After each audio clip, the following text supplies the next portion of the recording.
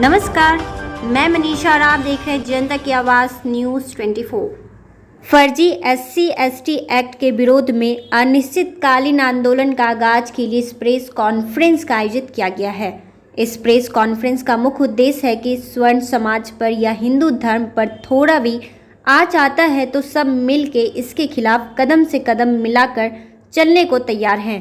इस संगठन में 7 से 8 लोग एकत्रित हुए हैं, जिनका नाम चंदन कुमार सिंह, जो कि अखिल भारतीय राष्ट्रवादी किसान संगठन के राष्ट्रीय अध्यक्ष हैं, ब्रह्मर्षि विकास मंच फेडरेशन बिहार प्रदेश अध्यक्ष पुष्कर नारायण सिंह, भूमियार ब्राह्मण एकता मंच युवा प्रेसिडेंट गोविंद सिंह, ब्रह्मर्षि विकास मंच फाउंडेशन बिहार प्रदेश अध्यक्ष मणिभूषण शर्मा, स्वर्णम सेना राष्ट्रीय अध्यक्ष सुमित सरकार, अखिल भारतीय क्षेत्रीय सेवा दल राष्ट्रीय अध्यक्ष नितेश सिंह कछवा, करनी सेना बिहार प्रदेश अध्यक्ष रिंकू मुखिया, भूमियार ब्राह्मण अधिकार मंच राष्ट्रीय अध्यक्ष बल्लम बादशाह, ये सारे लोग एकजुट हुए हैं ताकि भाई अमृतांशु को न्याय मिले और वेद प्रकाश जैसे टूचे घटिया धंधेबाज को सजा दिला सके।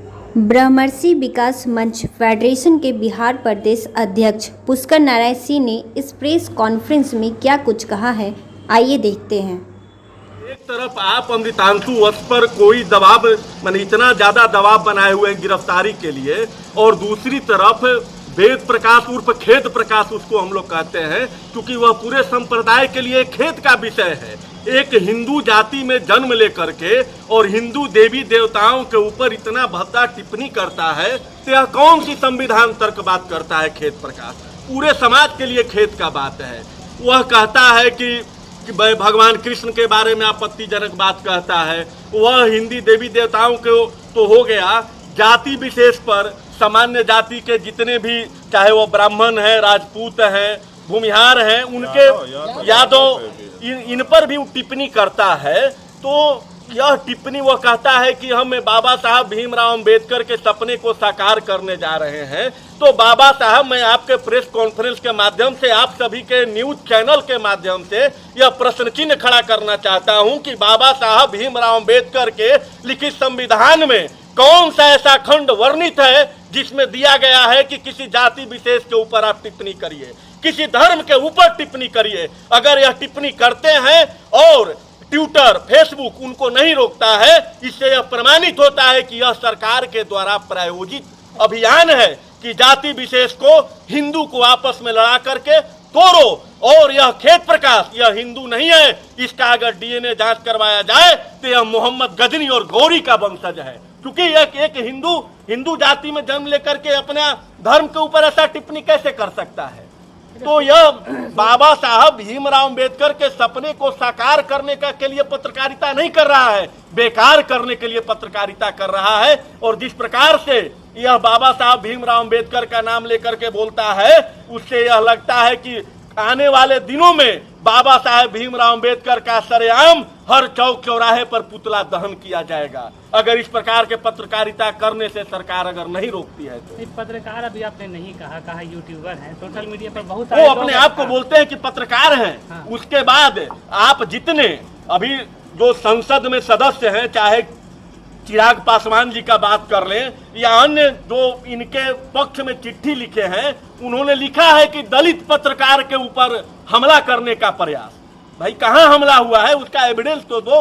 अगर आप हमारे, यह तो एक संवैधानिक बात है, कोर्ट के तरफ से या भारतीय संविधान का नियम है कि अगर हमारे ऊपर कोई हमला करता है, चाहे वो हमला प्रत्यक्ष रूप से हो, चाहे हमला अप्रत्यक्ष रूप से हो, उसका मैं प्रतिकार कर सकता हूं। संविधान वर्णित बात है। यह जो खेद प्रकाश है किस जाति का है, तो हरिजन एक्ट लगाने की बात ही कहां से आती है?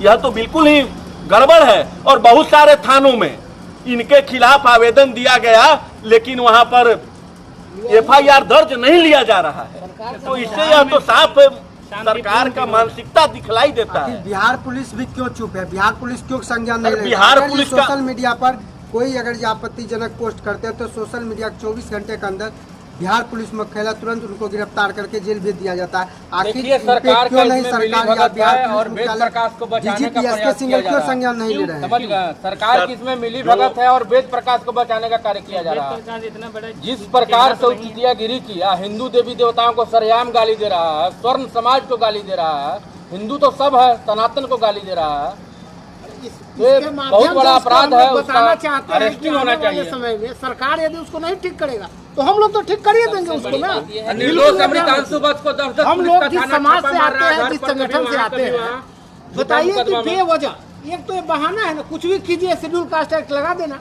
तो हम लोग ये सरकार को 1 महीना का समय दे रहे हैं, चेतावनी दे रहे हैं। फर्जी है ना, केस को इस पर उसको आप ठीक लोग करे, उसको सुधारे। खड़ा किया ऐसे गया नहीं है, को इसको मेरा भी केस ले, देखिए। नहीं तो हम लोग तो सुधार ही देंगे। संगठन जो हमारा समाज है, सब लोग जितने अभी देख रहे हैं, ये सामाजिक संगठन है, राजनीतिक नहीं है। ये वोट के लिए नहीं बैठे हैं, ये समाज की बिहार रक्षा ही के नहीं, लिए पूरे बैठे हैं, भारत में हिंदू फर्जी के है रक्षा कि के लिए बैठे हैं। क्या कैसे सुधार देंगे? सबसे पहले तो ये क्या दलित है ही सुधार नहीं। देंगे मतलब क्या? सुधार देंगे उनको, कैसे सुधार देंगे? उसमें जो भी आपको लगे उस तरह से सुधार सकते हैं। समाज के पास एक दंड होता है, वो सामाजिक तौर पे हम दंड का सुधार सकते प्रयोग हैं। करके फिर हम सुधारेंगे। अपने आप को बौद्ध कह रहा है। वेद प्रकाश के ऊपर भूमिहार ब्राह्मण एकता मंच समेत कई अन्य संगठन द्वारा FIR दर्ज किया गया है, लेकिन सरकार और प्रशासन को इससे कोई फर्क नहीं पड़ रहा है। वहीं ठीक इसके विपरीत निर्दोष भाई अमृतांशु को पुलिस परेशान कर रही है। आखिर ऐसा क्यों? सरकार यदि अब भी नहीं जगी तो एक बड़ा आंदोलन SC/ST एक्ट के विरोध में होगी।